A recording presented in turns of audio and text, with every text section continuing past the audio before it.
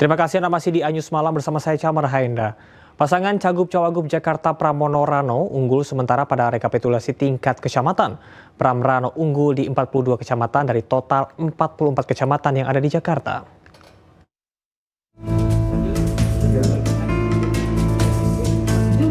Tim pemenangan pasangan Pramono Rano mengklaim menang telak di seluruh kecamatan pada Pilkada Jakarta 2024. Pramono Rano memperoleh suara sebanyak 50,07% dari total jumlah suara. Dengan kata lain, pasangan Pramono Rano unggul di 42 kecamatan dari total 44 kecamatan yang ada di seluruh wilayah Jakarta. Pramdul memperoleh suara 2.183.239 suara. Pram Rano unggul merata di seluruh kecamatan, terutama Jakarta Barat dan Jakarta Selatan. Pasangan nomor urut 3, Mas Pram Bangdul, memperoleh suara, saya sebutkan ya, untuk paslon 3, 2.183.239 suara, sama dengan 5,07%. Nah, jadi 50,07 atau 5,07%. Menurut KPU Jakarta, penghitungan suara tingkat kecamatan sudah rampung 100%. Sementara rekapitulasi suara tingkat provinsi dijadwalkan pada 7 Desember mendatang. Dari Jakarta, Tim Liputan iNews melaporkan.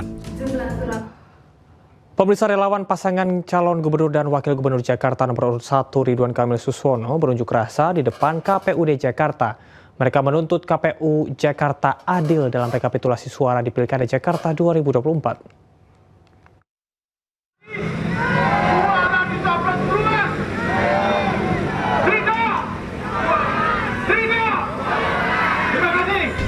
Masa pendukung pasangan Ridho menyampaikan keluhannya kepada KPU Jakarta atas penyelenggaraan Pilkada 2024. Mereka menilai banyak ketidakadilan yang terjadi dalam Pilgub Jakarta. Arif Rahman selaku koordinator relawan dan Ormas Ridho menganggap ada ketidaktransparan dan manipulasi dalam Pilkada Jakarta, salah satunya di wilayah Jakarta Timur. Adanya titik manipulasi ini, manipulasi dalam arti penyebaran dari C6 yang dilakukan oleh KPUD Jakarta yang menurut kami ini kurang fair dan kurang transparan. Yang mana satu, tidak melibatkan RT. Yang kedua adalah para warga Jakarta ini tidak mendapatkan C6 itu, misalnya orang yang sudah meninggal juga diberikan C6.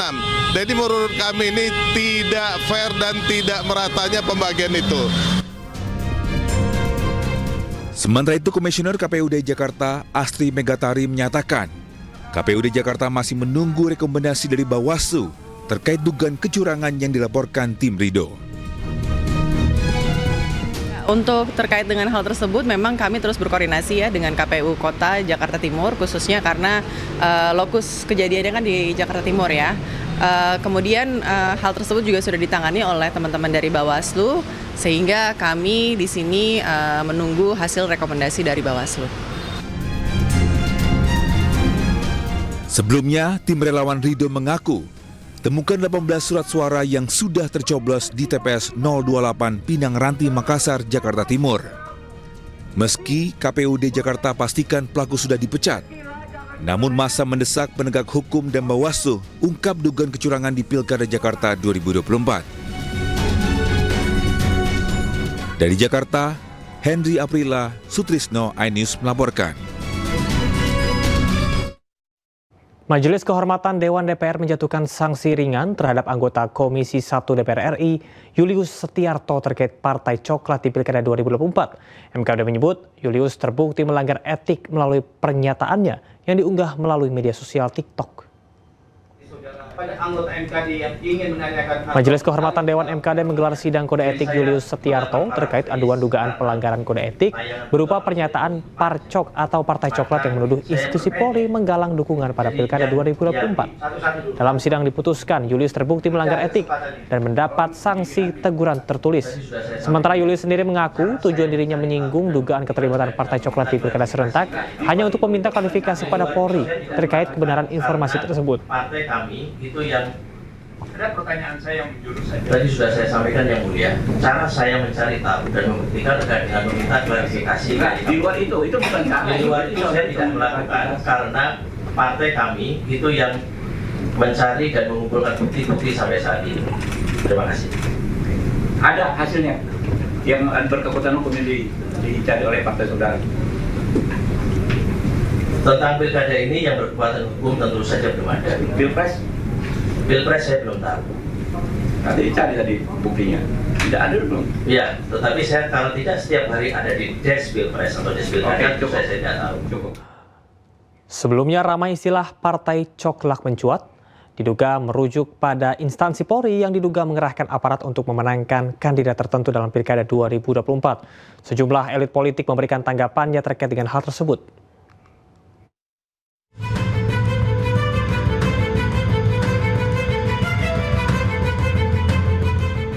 Netralitas aparat dalam kontestasi pemilihan umum kembali dipertanyakan. Istilah Partai Coklat diduga merujuk pada instansi Polri.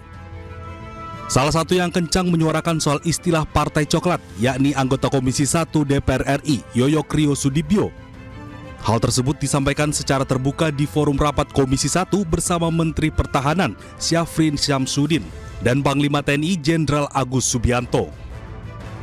Di media ini yang lagi kencang-kencangnya ini Pak, katanya ada partai baru. Apa partai baru? Partai Coklat. Nggak mungkin kalau kita nggak tahu kok.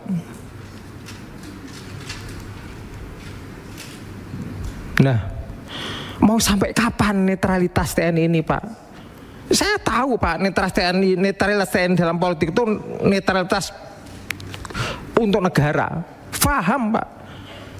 Tapi kalau pencetakan pimpinan-pimpinan yang melalui demokrasi ini melahirkan pimpinan yang nggak benar, mau sampai kapan?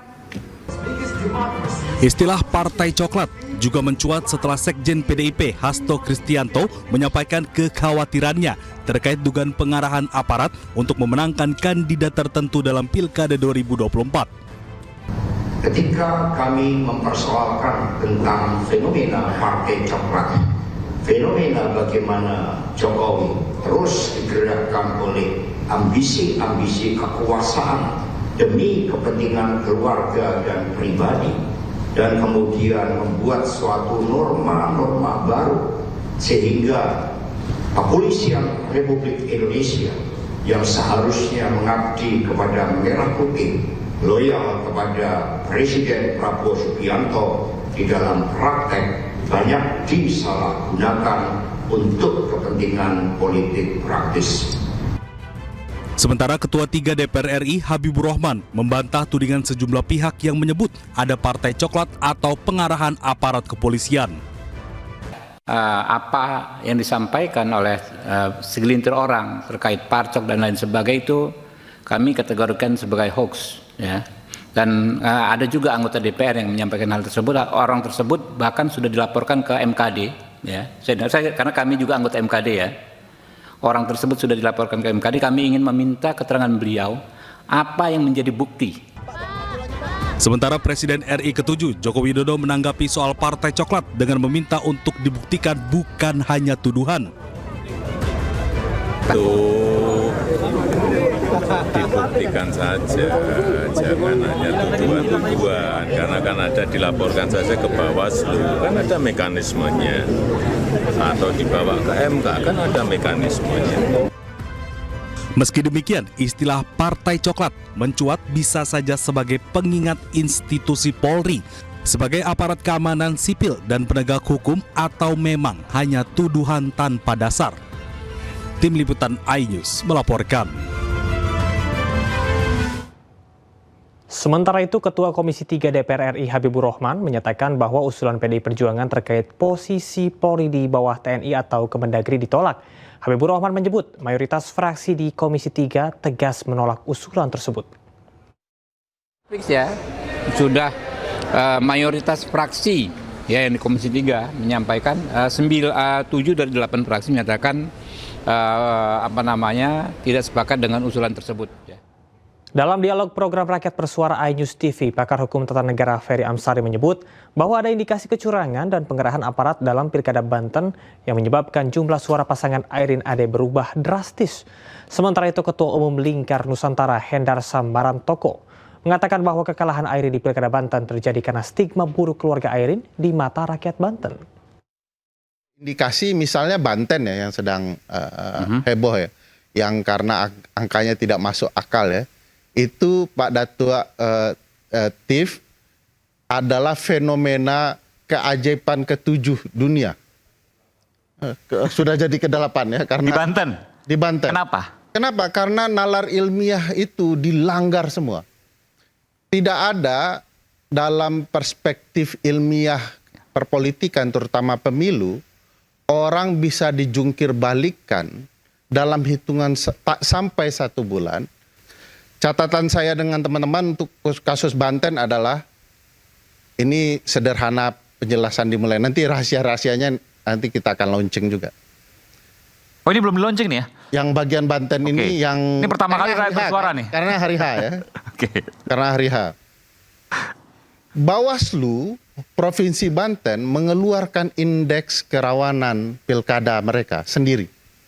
Oh, itu luar biasa catatannya, TPS mana yang bermasalah, TPS mana yang perlu diperhatikan karena ada teman-teman disabilitas, ada potensi bentrok antara pendukung dan segala macam. Jumlahnya itu mungkin sekitar 12.000 lebih TPS ya. Tapi Polda Banten mengeluarkan indeks kerawanan pilkadanya sendiri. Padahal dalam perspektif kepemiluan kita ketahui bahwa penyelenggara lah yang menentukan itu, nanti polisi lah yang mengamankan. Tapi ini polisi mengeluarkan sendiri. Apa artinya Anda membaca ini? Dugaan kami, ini dugaan. Ya. Dugaan kami, ini titik-titiknya sudah ditentukan untuk dikerahkan aparat agar aparat bisa terlibat dalam kecurangan. Ada 138 TPS yang diduga rawan dan sangat rawan oleh Polda Banten.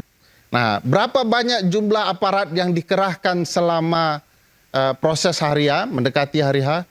Hampir sekitar 22.000 aparat yang terdiri dari 4.000 kepolisian, 1.500 TNI, 21.000 Linmas, 120 Brimob. Data detailnya nanti kami bicarakan. Contoh seperti di Banten. Ya. Di Banten itu ya, kalau kita lihat secara psikologisnya bahwa dinasti yang berkuasa di sana sudah 20 tahun lebih.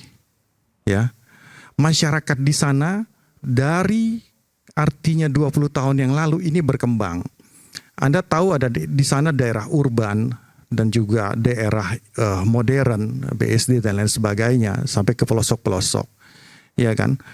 Yang mereka lihat itu stigma yang ada pada sosok yang ditampilkan pada saat itu. Ketika orang melihat seorang Airin, yang dilihat bukan cuma Airinnya, tapi yang dilihat adalah suaminya itu Bagus Wawan. Yang dilihat kakak iparnya Atut, yang kedua-duanya notabene adalah mantan terpidana korupsi. Itu yang pertama. Tadi menarik, kalau seandainya surveinya tiba-tiba berubah, yang tadinya Airin tinggi 77%, kan jomplang sekali, tiba-tiba kemudian berbalik pada saat pilkada, bagaimana penjelasannya? Banyak sekali teori yang mengatakan hal tersebut. Banyak sekali contoh kasus ya di beberapa daerah, kepala-kepala daerah yang... Teorinya apa Mas? Coba tadi banyak sekali teori kan, kasih satu aja teorinya. Ahmad Ali di Sulteng. Ahmad Ali apa? Jelaskan nama publik. Ya bisa kita jelaskan bahwa di sana dia leading, kemudian dia kalah. Nanti Itu bukan ini bukan teori, sekedar itu empirik, leading, Mas. tapi membalikkan suara 77%. Ya, Anda boleh ubah 32 menjadi Anda boleh ya berlindung di balik frasa-frasa akademik seperti itu. Sebuah minimarket di Kota Bekasi, Jawa Barat ludes terbakar. Diduga kebakaran akibat korsleting listrik. Anyus Malam segera kembali.